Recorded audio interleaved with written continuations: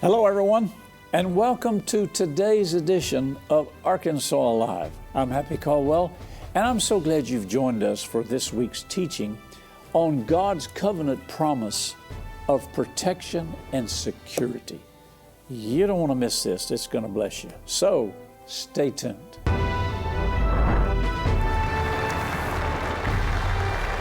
Yesterday, we were talking about the second point that's made in Psalm 91. Psalm 91 is a covenant promise of God for protection and security. But the basis, the foundation for understanding all of it is in the first two verses. It says, I will abide under the shadow of the Almighty if I dwell in the secret place. Constant companion with God. Constantly thinking on Him and His provisions, His protection. Building that on the inside of you by confessing the Word. The second issue is what we talked about, the personal resolve, your responsibility. I will say of the Lord. You can't just believe this. You got to say it.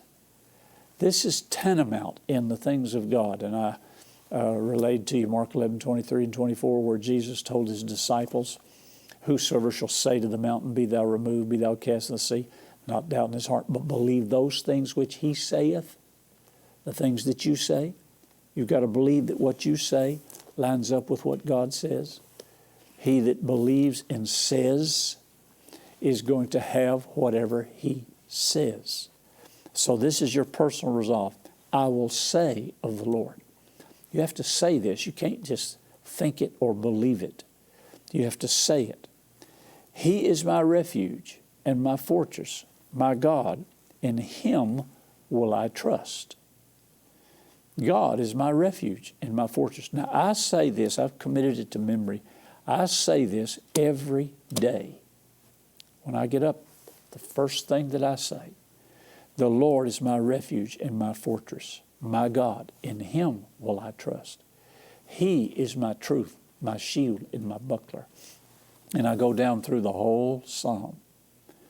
I have to say this. I have to say it. I can't just believe it or have read it or think I understand it or know it. But you have to say it over and over and over every day. I will say of the Lord. And it's not just a vain repetition. The Bible says not to do that. You have to say what you believe. You believe it first, then you say it, and you establish it. Now, listen to the verse again. I will say of the Lord, He's my refuge and my fortress, my God. In Him will I trust. Now, go over to Psalm 27. And the language is consistent with the psalmist David. Even though it's generally considered by most all commentators that Moses wrote the 91st Psalm based on the language back to Deuteronomy, Exodus, about the Passover.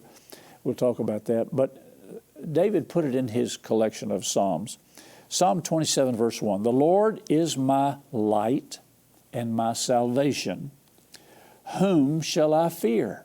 Well, the understood answer is no one, nothing. The Lord is the strength of my life. Of whom shall I be afraid? When the wicked, even my enemies and my foes, came upon me to eat of my flesh, they stumbled and fell. Though a host should encamp against me, my heart shall not fear. Now, you could apply this, liken this to the plague, the pandemic, the virus. You could liken it to anything, but though the host should camp around me, my heart will not fear. An enemy can camp around you and you will not be afraid that your enemy is out there. Through war, though war should arise against me, this will I be confident. And he tells you what that one thing is. One thing I have desired of the Lord, that I will seek after, that I might dwell in the house of the Lord all the days of my life, behold the beauty of the Lord, and to inquire in his temple. For in the time of trouble he shall hide me in his pavilion. In the secret of his tabernacle shall he hide me. He shall set me upon a rock. Now, concerning the pandemic, virus, whatever you want to fill in the blank, you have to see yourself under a pavilion of protection. When Jeannie and I were, quote, so-called dating, I took her fishing out of Lake Maumelle. And I didn't have a boat, so we rented one. We rented a boat and a motor, and we were out there fishing. And if you know anything about Lake Maumelle, a storm can come up that quick, and before you know it, you are being pounded by the elements. Well, we were out there in the fishing boat, and all of a sudden a storm came up, and I knew that it was going to get bad. So I had located the closest bank of those little inlets out there, and I turned that boat around and I put that throttle on full, and we went headed towards that bank. And I ran that boat up on the bank. I jumped out, she jumped out, and I told her to seek shelter under his pavilion, shelter under those trees. I quickly took the motor off of the boat, set it up on the bank, and I pulled that boat up into the trees where I told her to go. And I turned it over, turned it upside down, and jammed it in between two trees. And we got under the boat. All the storm, even hail, the bottom fell out. But we were protected under that boat. And David says here that God's protection in the time of trouble, he will hide you in his pavilion. In the secret of his tabernacle shall he hide me. He shall set me up upon a rock. In other words, no matter what the media shows, what the national media, the local media, no matter what's happening out there in the culture, God will hide you under his pavilion. But you got to know that. And you've got to say that. So you have to develop that constant companionship with the Lord. You have to be in his secret place, which is your relationship with him. And you have to say unto the Lord. You have to say what his word says. The Lord is my refuge and my fortress. In him will I trust. You have to say that he is my pavilion. I am under, now these are my words, I am under a security blanket. I am under a pavilion. I am under a umbrella of protection. However you want to phrase it. I am under an immunity blanket. I am under God's supernatural divine protection. You say, well, are we special? Well, everybody's special to God. But that's not the issue. It's not whether you're special or not. God doesn't protect some and not protect others. Because I know what you're thinking. You're thinking, oh, well, I have family members that died of the COVID. I have friends whose family members died. I have friends that died. And what happened to them? They were believers. They were Christians. But you get back to the specifics. You don't know, maybe you think you do, but you don't know whether they had that they dwelt in a secret place with God on a daily basis. You don't know whether their constant companion was God. And I guarantee you, when people succumb to these kind of circumstances and death circumstances, somewhere along the line, if you read the book of Job, Satan accused God of building a hedge around Job. He accused God of building a hedge around God. And he said, and I can't get to him. I'm going to deal with that later if we have time. He built a hedge around about him, and I can't get to him. But Job 3:25 says, what I greatly feared has come upon me. So fear breaks down the hedge. And you don't know what happens to people when they're faced with fear, with death. You don't know what they say unless you're there when they say it. But I've been with people, many people. You can imagine over 37 years of pastoral work, I've seen lots of people come up to that place and make a decision. Some of them decided to go on to heaven, and they went. Some of them decided not, and they didn't. You don't know what's in a person until they come to that place of decision. And it's hard. You shouldn't judge them. It's hard to know why they made certain decisions. But if you see the other side, if you see Jesus in all His glory and you see into heaven and you see what's waiting for you there, it's hard to want to stay in this corrupted world. So you can't judge them. I know lots of people. I know as well as I'm a foot high, I know they saw the other side and they made a decision. And you can't judge them for that. You don't know what you'd do. You'd probably go on too. I remember one brother, and his wife was dying, and I was there in the room with him, and she was sitting in a chair, and all of a sudden her eyes rolled back in her head, and she was gone. And he grabbed her. I mean, it was like a supernatural, spiritual impulse or response. He grabbed her and shook her and said, no, and he rebuked the spirit of death. And she came back to herself and looked at him and said, why did you do that? It took him years to get over that. I had to constantly remind him, hey, she wasn't rejecting you. I said, she just was in heaven and you brought her back. And she didn't want to come back. It wasn't that she didn't love you and didn't want to be with you. It's that, hey, when you get to heaven, nothing else matters on this earth. So you don't know. You can't judge people. You can't say, well, they didn't have faith or they lacked faith or what. You don't know that. But we do know from the Scriptures that if you dwell in the secret place and you have a constant companionship with God and you say of the Lord, I will say of the Lord, then God is obligated by His own obligation to protect you and keep you secure. Active faith on man's part will be met by a loving faith on God's part. Let me say that again. An active faith on man's part. I say of the Lord. That's your faith.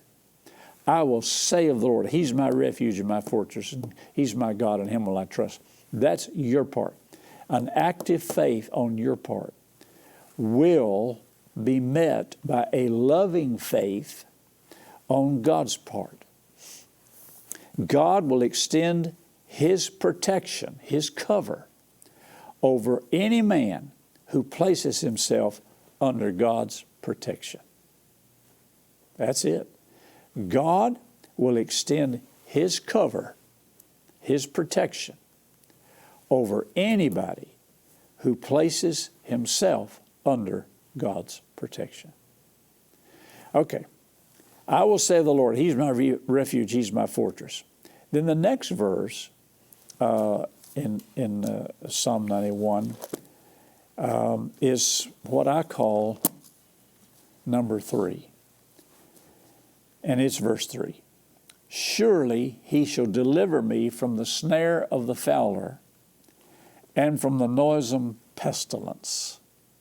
Now, the snare of the Fowler is representative of someone that catches a bird with a snare.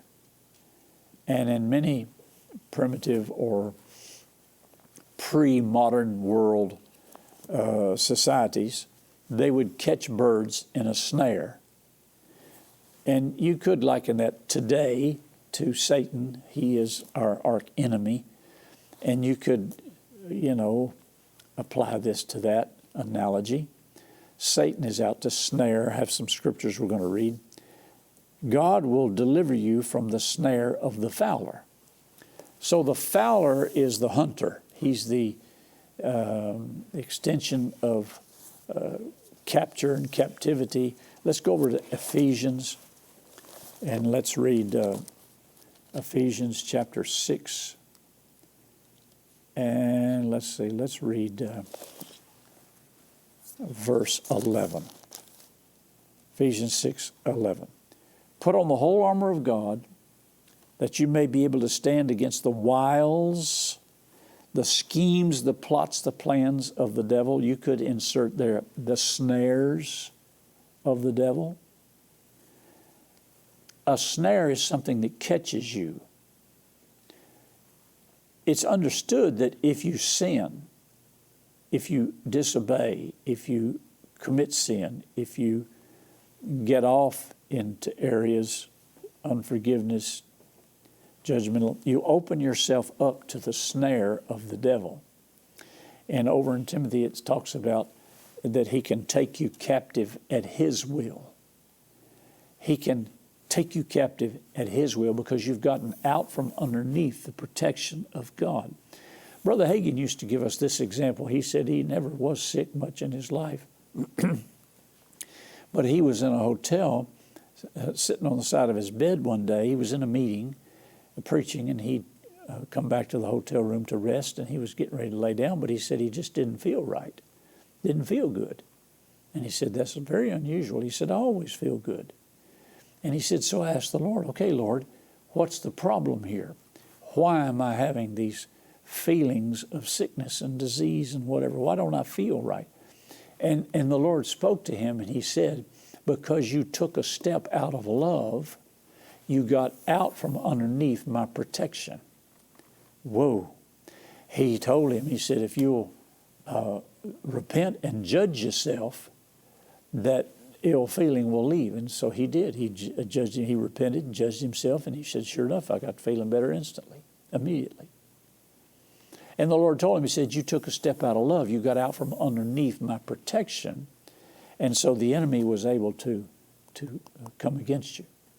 When Job broke his hedge down for fear, Job 3:25, the thing that I greatly feared came upon me. When Job broke his hedge down that God had put up to protect him, the enemy was able to come through. He was able to come in because of fear. And remember, fear is a spirit, and it does not come from God. So when the enemy comes in like a flood, overwhelming, you can contain a trickle, a stream, a river, but you can't contain a flood. A flood's overwhelming, destroys everything in its path. When the enemy comes in like a flood, he's not a flood. He never has been, never will be, but he's trying to make you think he is. You experience this. I'm just overwhelmed by the diagnoses, by the crime that's going on, by the sickness, the death, the disease. It's all around me. I'm just being overwhelmed. That's like a flood. And you feel helpless. I don't know what to do with this. It's more than I can handle. That's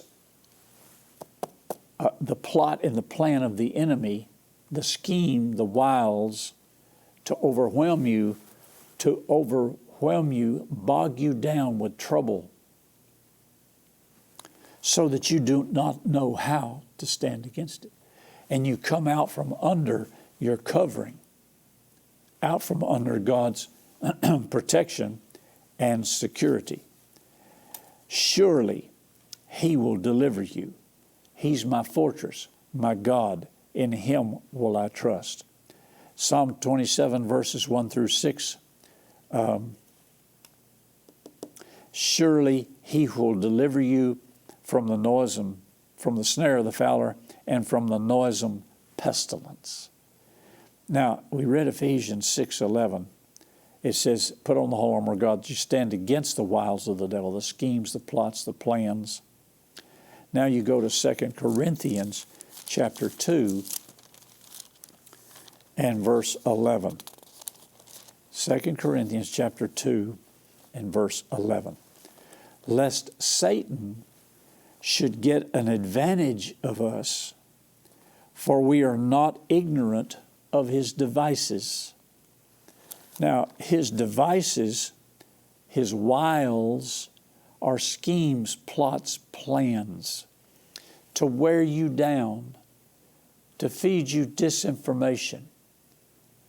What can you trust? Who can you trust? What's happening now in our culture is people don't trust the government at all because the government has lied to us. The government has deceived us. So how can you trust your government? And that's why we put people in office. It's just amazing to me as to how gullible, how deceivable people are. They will sit there and listen to a man or a woman tell them what they want to hear and how they're going to take care of them. But when they get in office, they do just the opposite. And yet if you go back to those people, they say, well, I thought I was doing the right thing, or I was deceived. You believed the wrong thing. And, believing the wrong thing and voting the wrong way has consequences. And I'm just amazed at how gullible people are and how deceivable they are. And I guess in some cases they're ignorant. Ignorant is not a bad word. Ignorant simply means lack of information. They don't have enough information about something that was said or done. And they don't care about finding out the truth. Those people are always going to be deceived by the devil. And they're always going to be victims of Satan's wiles, his schemes, and his devices. Now, it says that he will deliver you from the snare of the fowler. That's referencing a snare to catch a bird, and from the noisome pestilence. We certainly have a noisome pestilence in our culture today. It's killed 5 million people worldwide, and all you hear when you turn on the TV or social media platforms, that's all you hear is noisome. It's a noise out there. Now, the critics will say, well, we're keeping you informed. It's overload information, and not all of it is true. And there's arguments on both sides. But this noisome pestilence, it's the constant bombardment. It's the noise that it's creating and about the pestilence, and it's designed by Satan. He uses people. He uses government. He uses medical institutions. And all of this is designed to overwhelm you so that you come out from underneath God's protection and God's security. Just like Satan came against Job and his family. Job had a chink in his armor. He was afraid. His kids were sinning, so he was making sacrifices for fear. And that's the thing. He lived under a different covenant that we live under. And he knew that if his sins were sinning, if he didn't control his family, then all the blessings would stop. And sure enough, he did his sacrifices in fear. And Satan had the right to come through that hedge, broke a hole in the hedge. And it says in Ecclesiastes that when a hole is in a hedge, a serpent will come through and bite him. That's exactly what happened to Job. He made a hole in his hedge with fear, and the serpent, Satan, came in and bit him and destroyed and took everything that he had. Now the good news is that God gave him back twice what he lost. So God's faithful. He's always faithful. He's always there. But you have to have personal resolve. I will say of the Lord, and it's based on your relationship with him and your confidence that you have in him because you're with him all the time. He's with you all the time. So surely he will deliver you from the snare of the fowler, the enemy's snares, and from the noisome pestilence. He'll deliver you from the noise. An example, I guess everybody's experienced this one time or another. You've been in a restaurant where there is so much noise, you cannot sit there and enjoy a dinner or a lunch. You can't possibly enjoy that in an environment. And again, This is all a marketing concept. They play that music because they think it makes you, and there's all kinds of uses of music. They play some music to get you in and out of the restaurant as fast as possible. I'm telling you, these people have an agenda. They know how to do everything. When I was in the liquor business, and you know my testimony, even the glasses that they serve the booze in the bar, and because we used to sell them the glasses, we used to sell them their liquor, and we'd sell them the glasses. The glasses, many of them have a false bottom, a fake bottom, because they know that they have to maintain a certain amount of ounces of liquor and water or whatever, filler, 7-Up, whatever you put in there. But the glasses, they buy these glasses that have I guess maybe half, 3/4, sometimes an inch of glass at the bottom. It's a phony bottom. It's false, and it makes the glass look full when the glass is not full. Because if you put 3/4 of an ounce of liquid in there, 1/4 of it is glass, and so you're only getting half. It's an effort to deceive people, and they have false bottoms in bottles. They have false bottoms in glasses to deceive people. When you go into, everything is controlled. Seating, assignment, tables, colors, print, prices, food. It's all controlled to the advantage of the establishment. And this is what the enemy does spiritually. You go into a restaurant, there's so much noise, and you might ask the waiter or the waitress, ma'am, I can hardly hear you. I can hardly hear myself. We can't hear our conversation. Could you ask the management to turn the volume down a little bit? And in most cases, they will accommodate you. Turn down just a little bit. Why do they even have to have the music? Because they're afraid if you get in there and there's no music, you won't start talking and forgetting about yourself. Anyway, we'll come back to this tomorrow as we continue to study Psalm 91. Remember, Jesus is Lord of Arkansas and where you're watching too. Send your questions, comments, and testimonies to Happy Caldwell at Post Office Box 26207, Little Rock, Arkansas 72221, or email happycaldwell@vtntv.com. Remember to follow VTN on Facebook at VTN Your Arkansas Christian Connection, and follow Happy Caldwell on Twitter at Happy_Caldwell. VTN is on Roku. Search VTN in the channel store and add us to your lineup. Today's episode is available to watch on demand at VTNTV.com and click Watch. You can also watch VTN via live stream at VTNTV.com.